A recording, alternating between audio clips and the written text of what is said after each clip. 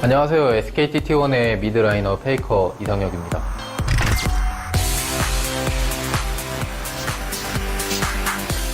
네, 이번에 네이버를 통해서 여러분들에게 미드 공략법을 알려드리려고 하는데요. 이 영상들을 잘 보고 따라오시면 언젠가는 저를 만날 수 있지 않을까 생각합니다. 이번엔 조이를 공략해 보도록 할 건데요. 다음 일정도 확인해 보세요.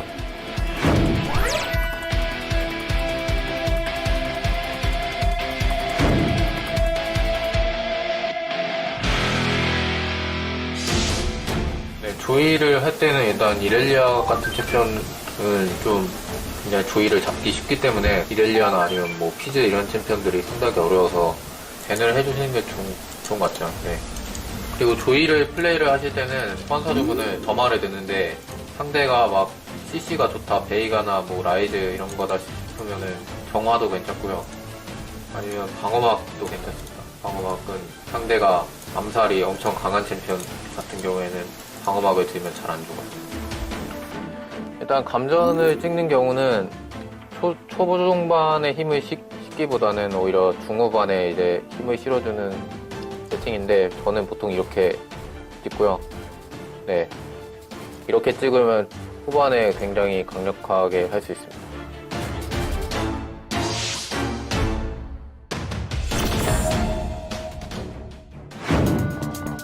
조이를 플레이를 할 때 상대가 공격적인 챔피언, 예를 들어서 피즈 같은 거라면 최대한 멀리서 그냥 QQR로 포킹을 하는 식으로 플레이를 해주는 게 좋고요.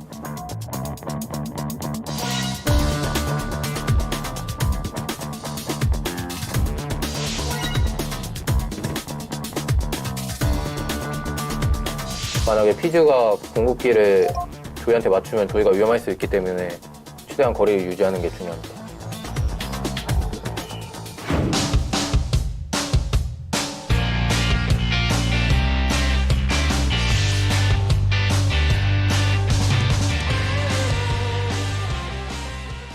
멀리서 QQR로 포킹하는 게 일단 조이는 가장 안전하고 또 그냥 좀 일방적으로 때릴 수 있는 딜교환이기 때문에 최대한 그냥 멀리서 QQR을 하거나 아니면 이 스킬을 벽 너머에서 써서 맞춘 다음에 Q를 맞추는 것도 좋은 방법입니다.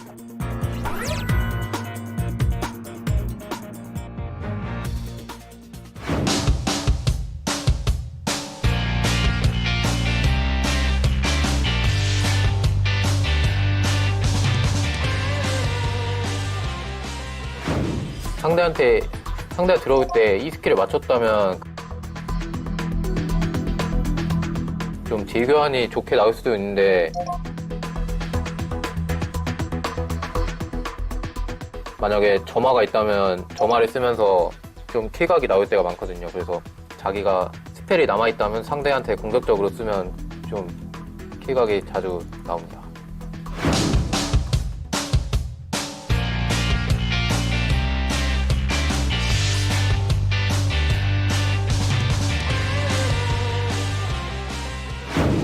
킬각을 잡을 때는 그냥 최대한 안무빙을 하면서 상대가 스킬 쓸 때 R로 피하거나 아니면 플래시로 피하면서 좀 상대한테 E를 맞춘다면 웬만하면 킬각이 나오거든요. 그래서 킬각을 잡을 때는 그냥 딜교환 하다가 나오는 경우도 많기 때문에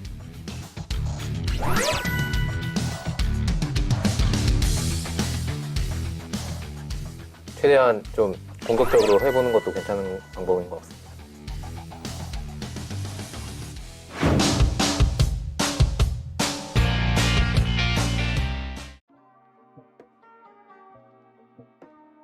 Alright, we had a lot of information about ZOE. Now let's take a look at how to use it in real game. Here we have ZOE leading against LeBlanc. ZOE has better poke and mobile if clear, while LeBlanc has better all-in. Theory behind this is simple. ZOE can match initial LeBlanc's build if he lands her bubble, but after the straight LeBlanc will have about 6 seconds when she can force another all-in, because she will have her chains back again, while ZOE won't have bubble. Right now we can see how Faker plays towards his strengths.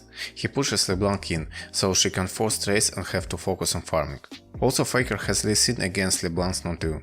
Lee Sin is stronger than Nocturne before level 6, as a result it is better for Zoe to push the lane, so she can freely roam if Lee does something aggressive in the river or invades. Here I just wanted to show you what Faker bought at her first back and how he will survive the incoming all-in. As you can see, Faker bought Mercs at his first buy. I see this often from Korean mid laners when they really want to win and play against heavy burst champions, especially ranged ones like Syndra, LeBlanc. It is surprising how much damage you can tank and how much easier it is to dodge heal shots when you have early max buy. Highly suggested. This gank shows you perfectly that your E isn't only part of a one-shot combo, it is also your escape too. Don't be cocky when it's on cooldown. Faker survives this gank only because he landed bubble on Nocturne right as he jumped on him. By the way, do you remember the part of the guide where Faker was talking about landing E at the point of Fizz's engage? Well, this is exactly this situation with Nocturne instead of Fizz. Here Faker pushes the lane again and looks for the possibilities to roam, either to the side lanes or to help his jungler. While we have this clip playing, let's recap your plan for the laning phase, or how it is also called early game. Essentially your goal is to farm up and not lose your tower. However, your Q lets you shove the wave pretty easily. Use it to help your jungler or to roam towards your side lanes. This is very important. Obviously you can get solo kills in lane with Zoe if you land your bubble, but this is not mandatory.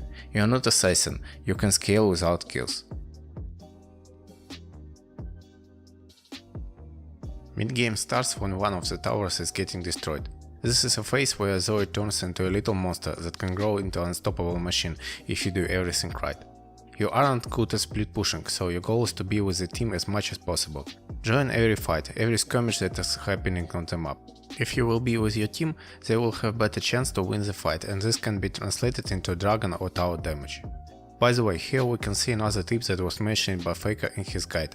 Use damage from your passive as much as possible.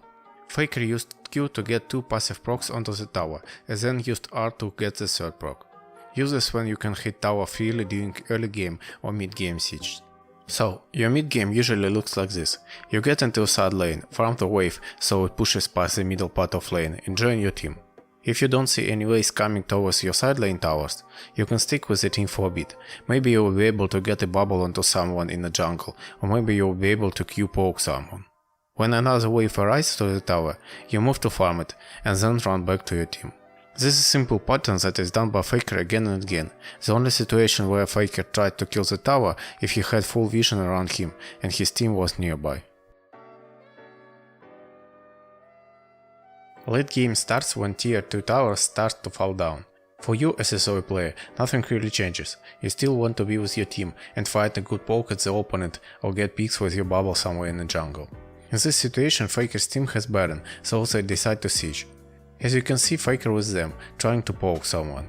Use walls as much as possible, they are your friends at landing bubbles. Hide behind the wall and throw bubbles at your opponents. Here Faker gets bubble onto the main tank of the opponent, Braum. He follows up with QQR and almost gets him killed. If that was a slightly less tanky person, he would have gotten a kill. This is how you play Zoe in a late game. You might say, alright, but my team doesn't have Baron all the time, what do I do then? Well, you do exactly the same things but in different plays. Your goal is to push side lane, group with the team and convince them to ward around Baron. Once you establish the vision, you can simply play in the river and force Baron if your opponents throw themselves in the bot lane. If they decided to fight for vision and essentially to defend the Baron, you are still in advantage, because they have to go through the jungle. This means that you have a lot of walls to hide behind and throw undodgeable spells. Don't forget that walls make your bubbles travel further than they usually do, so it is very easy for you to get picks when someone walks towards you through the jungle, especially in solo queue. Faker's game ends in a very iconic manner. After some running around with his team, he lands a bubble that translates into a pick that translates into a game-ending fight. Hopefully you enjoyed the guide and got a lot of useful information for yourself. Please leave a like and comment so YouTube understands that this is a useful video that deserves to be suggested. If you want to see more of the videos like this, check out my channel and maybe even subscribe. I also have Discord server where I post links to the guides that were translated by other YouTubers. You can find link in the description. Have a nice day.